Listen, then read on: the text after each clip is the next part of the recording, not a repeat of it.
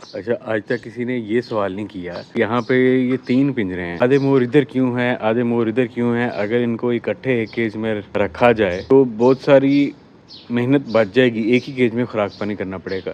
तो फिर उनको सेपरेट और इनको सेपरेट और इस केज को खाली क्यों, इसकी क्या वजह? आज तक ये बंदे किसी ने सवाल नहीं किया। आज हमारा मेन टॉपिक ये है कि मोर आपस में लड़ते क्यों हैं? अब उसके पीछे जो पॉसिबल रीज़न्स हैं, किन-किन सूरतों में ऐसा होता है, वो हम आज की वीडियो में बात करेंगे।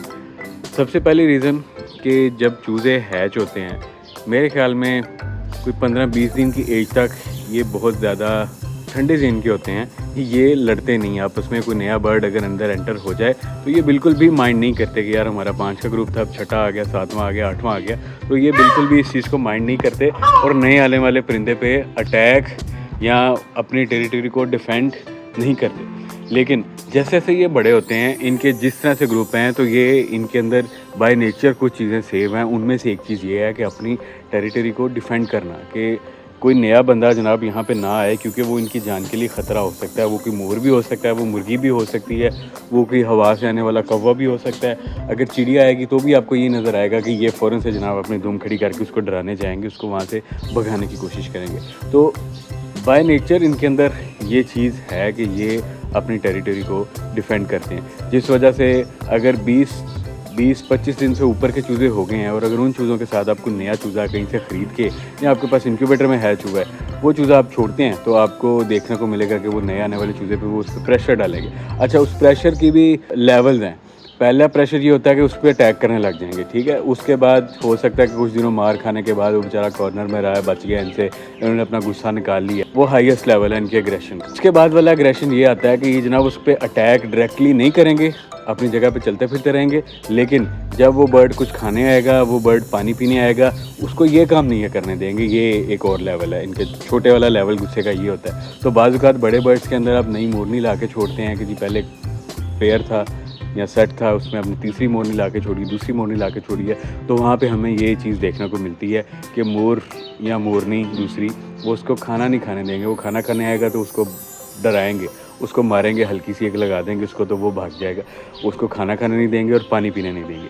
तो जैसे मैंने आपको पहले बताया कि ये बाय नेचर इनके अंदर अपनी सेफ्टी के लिए, अपनी नस्ल की नशोनुमा के लिए, क्योंकि जंगल में तो ये ठीक नहीं है कोई भी अनजान परिंदा जानवर आपके ग्रुप में ऐड हो जाए, आपके साथ चलने फिरने लग जाए, तो ये देखते हुए कि ये परिंदा हमसे बड़ा है, हमसे छोटा है या हमारे साइज़ का है, या तो उस पर अटैक करते हैं या डर के भाग जाते हैं। इस वजह से ये नेचर इनकी यहाँ पे पालतू माहौल में भी वही नेचर रहती है और कोई भी नया आने वाला परिंदा ये बर्दाश्त नहीं करते, उसके ख़िलाफ़ ये जंग का ऐलान करते हैं। तो छोटे चूज़ों से ही ये मामला शुरू हो जाता है। तो फिर जिस तरह से आपने बर्ड्स की ग्रुपिंग की है, जैसे कि अब ये बर्ड्स एक ग्रुप में रहे, ये वाले बर्ड्स अलहदा ग्रुप में थे, तो वो जिस तरह से ये बड़े हुए हैं, अब हालांकि ये ऐसे एक दूसरे को देखते हैं, इनको पता है कि यार ये भी इधर रहते हैं, इनको भी पता है ये इधर रहते हैं। लेकिन अगर हम इन दोनों बर्ड्स को छोड़ देंगे इस जगह पे, ये काफ़ी सारी जगह है, तो लेकिन ये आपस में लड़ना शुरू कर देंगे। कुछ बर्ड उधर से दौड़ लगा देंगे, कुछ इधर से दौड़ लगा देंगे, कुछ इधर से शेर बन जाएंगे, कुछ उधर से शेर बन जाएंगे, जो नहीं हार मानेंगे, जिससे नुकसान हो सकता है, बर्ड्स ज़ख्मी हो सकते हैं, जिस वजह से मैं फिर इन बर्ड्स को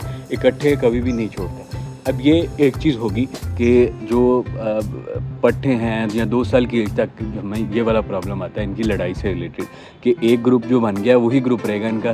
बाद में अगर आपने ग्रुप में कुछ ऐड किया है तो वो मसला बनेगा।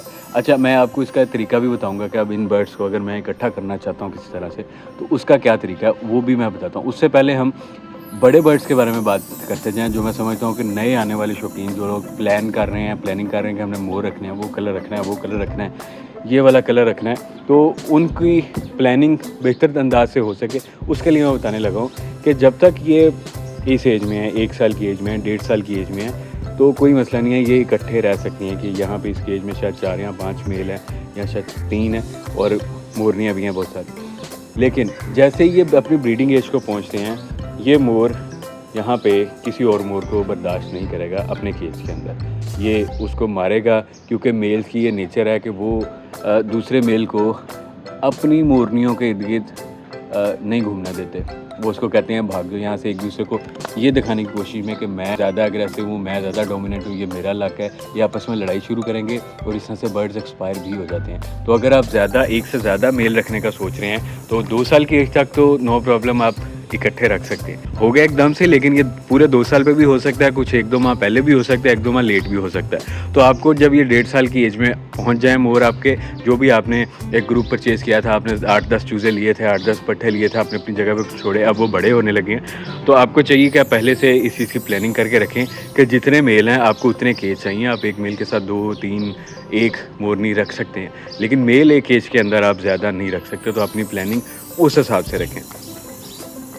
अब मैं तो उस चीज़ की तरफ कि अगर इन बर्ड्स को मैंने इकट्ठा करना है किसी जगह पे, तो उसका क्या पॉसिबल सोल्यूशन है कि ऐसा तो नहीं हो सकता कि ऐसा हो ही ना, या मजबूरी बन गई है करना ही करना है, तो उसका क्या किया जाता है। अब होता ये है कि ये इनका एरिया है, ये इनका एरिया है, ये अपने एरिया में कॉन्फिडेंट हैं, ये अपने एरिया में कॉन्फिडेंट हैं, ऐसे अकड़ के खड़े होंगे, ठीक है। अब बाहर वाला एरिया इकट्ठा है तो वो जो पहले निकलेगा वो ज़्यादा कॉन्फिडेंट होगा कि मुझे इस जगह का पता है, मैं इस जगह पे खड़ा हूँ। जो नया केज से बाहर निकल के आएगा वो थोड़ा सा उसको डर होगा। अब इसी से अगर हम ये चीज़ देखते हैं कि कॉन्फिडेंस की बात है कि जो ज़्यादा कॉन्फिडेंट होगा वो पहले अटैक करेगा। हो सकता है कि उसमें से जो बाहर निकले उसको कॉन्फिडेंस, ये तो मेरे इलाका है, ये मेरे इलाके में क्या कर रहे हैं, तो एक आधा उधर से निकल के लड़ाई शुरू कर दे। तो हमने बेसिकली क्या करना है कि इनका ये जो कॉन्फिडेंस है कि हम अपनी जगह पे हैं, हम शेर हैं यहाँ पे हमसे बड़ा कोई नहीं, उस चीज़ को ख़त्म करना है। तो उसका सलूशन ये है कि ये जिस जगह से वाकिफ़ हैं उस जगह से किसी और जगह पर इनको शिफ्ट किया जाए एक साथ।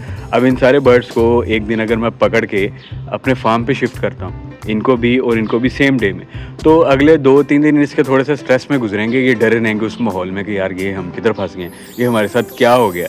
या मिसाल के तौर पे एक बर्ड में यहाँ से मैं को पेयर सेल करता हूँ कि एक मैं मोर इधर से देता हूँ, एक मैं मोरनी उधर से दे देता हूँ। यहाँ 2 मेल ही हैं, फ़र्ज़ करें, एक मेल इधर से है, एक मेल उधर से है। तो जब इस जगह से निकल के, एक तो सबसे पहले तो उनको इंसान ने पकड़ लिया, वो डर के, उसके बाद उनको टोकरी में डाला, बोरे में पैक किया, फिर उन्होंने सफ़र किया, नई जगह पे जाके इनको छोड़ दिया। वो जगह बिल्कुल उनको एक ड्रोनी सी जगह लग रही है और एक ट्रॉमा में है वो कि ये क्या हो गया, हमारी जगह चेंज होगी। तो उस डर के अंदर उनकी आपस में दोस्ती भी हो सकती है, दोस्ती ना भी हो, लेकिन उनका जो अग्रेशन आ रहा था, चौड़े हो रहे थे कि ये हमारा इलाका, इधर किसी की ऐसी की तैसी, वो चीज़ ख़त्म हो जाएगी कुछ दिनों के लिए। तो मीनवाइल जो है वो फिर, क्योंकि दोनों एक ही टाइम पे एडजस्ट होंगे उस जगह पे, तो 90% चांसेस ये हैं कि यहाँ से अगर मैं इन बर्ड्स को एक बिल्कुल ही नई जगह पे, जहाँ पे ये पहले नहीं गए, जहाँ पे ये कॉन्फिडेंट नहीं होंगे शिफ्ट करने पे, वहाँ पे ये एक दूसरे को बर्दाश्त कर लें और वहाँ पे खुली जगह पे या जो भी मैं इनको केज दूँ वहाँ पे ये एक दूसरे के साथ रहना शुरू कर दें। वहाँ पे ये लड़ाई ना करें, जो कि यहाँ पे पॉसिबल नहीं है। यहाँ पे अगर मैं इनको छोड़ता हूँ तो ये आपस में लड़ेंगे।